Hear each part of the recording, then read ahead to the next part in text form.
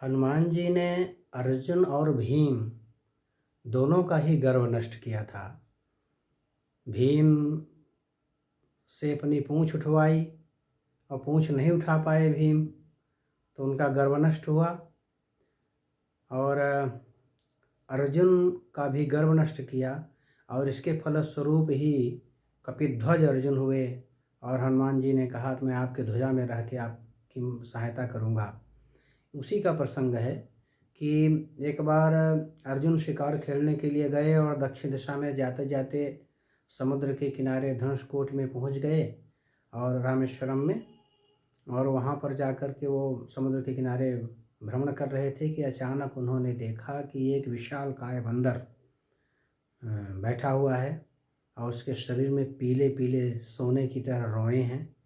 उन्हें देखकर अर्जुन ने पूछा कि हे वानर, कौन हो? तुम्हारा शरीर तो कुछ अलग ही दिखाई देता है, कौन हो? अपना परिचय दो।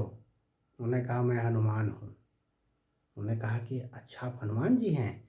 अच्छा आप ये बताओ, राम जी ने समुद्र पर पुल क्यों बनाया? अपने बाणों से बना लेते, सबको पार कर देते।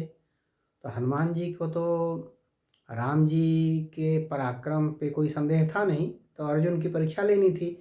इसलिए उन्होंने कहा कि बाणों का पुल, और हमारे जैसे विशाल बंदर जाते तो बाणों का पुल डूब नहीं जाता, इसलिए उन्होंने नहीं बनाया। तो अर्जुन ने कहा क्या बात करते हो, वो कैसे धनुर्धारी हैं? वो धनुर्धारी ही क्या जो पुल बनाए और तुम्हारे जैसे बंदरों के चढ़ने से डूब जाए? तो फिर ऐसी धनुर्विद्या को धिक्कार है।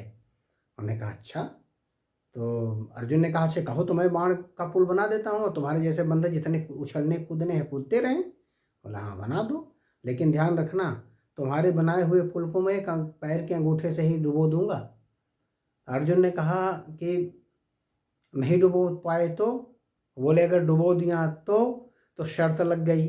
अर्जुन ने कहा अगर मेरे बनाए हुए बाणों के पुल को आप डुबो दोगे तो मैं चिता बनाकर उसमें जलकर भस्म हो जाऊंगा, आत्मदाह कर लूँगा। अच्छा।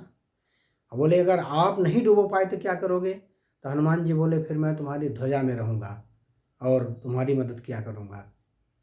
हो गई बात शर्त। अब अर्जुन ने तुरंत बाणों से दिव्यास्त्र का प्रयोग किया और तुरंत सरसंधान किया और पुल बन गया, सरसेतु बन गया। हनुमान जी अपने पैर के अंगूठे से इसको डुबो दिए। जब ऐसा देखा तब अर्जुन को बड़ा दुख हुआ, बड़ी ग्लानि हुई, बड़ा पछतावा हुआ, बड़ा शर्मिंदा हुआ। और वो जाके चिता बनाया और उस चिता में आग लगाई और कूदने ही वाले थे कि उसी समय भगवान श्री कृष्ण ब्रह्मचारी के वेश में प्रकट हो गए। बोले कि क्या हो रहा है भैया, कहाँ जा रहे हो, ऐसा क्यों कर रहे हो? तो अर्जुन ने बताया ऐसी ऐसी कहानी हुई है, अब मैं शर्त हार गया हूँ, इस शर्त के अनुसार मुझे आत्मदाह करना है, चिता में समाधि लेनी है। अच्छा, तो आप ये बताओ जब आप लोगों की शर्त लगी थी तो उस समय मध्यस्थ कौन था, साक्षी कौन था, किसके सामने आप लोग शर्त लगाए? तो अर्जुन ने कहा साक्षी तो कोई नहीं था। तो भगवान श्री कृष्ण ने कहा फिर तो तुम्हारा ये शर्त निरर्थक हो गई, इसका कोई अर्थ नहीं है, फिर से करो, शर्त लगाओ, मैं साक्षी हूँ, फिर देखूँ कौन जीतता है कौन हारता है। हनुमान जी भी तैयार हो गए।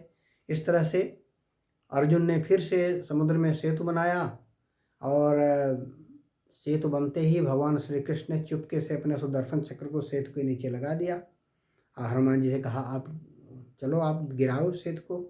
हनुमान जी गए और देखे कि पहले तो बड़े आसानी से गिरा देते, अंगूठा लगाए नहीं गिरा, तो पूरा घुटना लगाए नहीं गिरा, हाथ से दबाए नहीं गिरा। समझ गए हनुमान जी तुरंत कि ये ब्रह्मचारी नहीं है, ये तो भगवाने हैं, ये अर्जुन की रक्षा के लिए आए हैं। तो उन्होंने कहा मैं समझ गया अर्जुन, ये तुम्हारे सेतु का चमत्कार नहीं है, ये जो ब्रह्मचारी हैं ये इनका चमत्कार है, ब्रह्मचारी नहीं है, भगवान है, ये तुम्हें बचाने के लिए आए हैं और इसलिए सेतु अब मेरे बस की बात नहीं है इसको गिराना, भगवान से मैं युद्ध नहीं कर सकता। तो जैसे ही हनुमान जी ने ऐसा कहा वैसे ही भगवान श्री कृष्ण ब्रह्मचारी का वेश त्याग करके स्वयं प्रकट हो गए और उस समय उनको प्रणाम किए। हनुमान जी ने प्रणाम किया भगवान जी को और हनुमान जी ने कहा भगवान मुझे याद आ गया, आपने कहा था कि द्वापर में जब मैं कृष्ण अवतार लूँगा तो अर्जुन का तुम मान भंग करने आओगे, उस समय मैं तुम्हें दर्शन दूंगा। तो आप हमारे श्री राम ही हैं जो इस बहाने आए हैं। और उन्हें प्रणाम किया राम, और भगवान श्री कृष्ण ने हनुमान जी को गले लगा लिया और उस समय से उन्होंने कहा कि हनुमान जी आप हार गए हो और देखो आपने सेतु नहीं किया, आप इनकी ध्वजा में मदद करना। बोला जैसा आदेश वो तुम्हें पहले ही कहा था। और इस तरह से अर्जुन का मान भंग कर अर्जुन की जीवन की रक्षा भगवान ने की और हनुमान जी को उनका सहायक भी बनाया और ध्वजा में रह करके हनुमान जी महाभारत के युद्ध में भी अप्रत्यक्ष रूप से बहुत मदद करते थे उनकी। और उसी समय से अर्जुन कपिध्वज हो गए क्योंकि हनुमान जी अर्जुन की ध्वजा में विराजमान हो गए।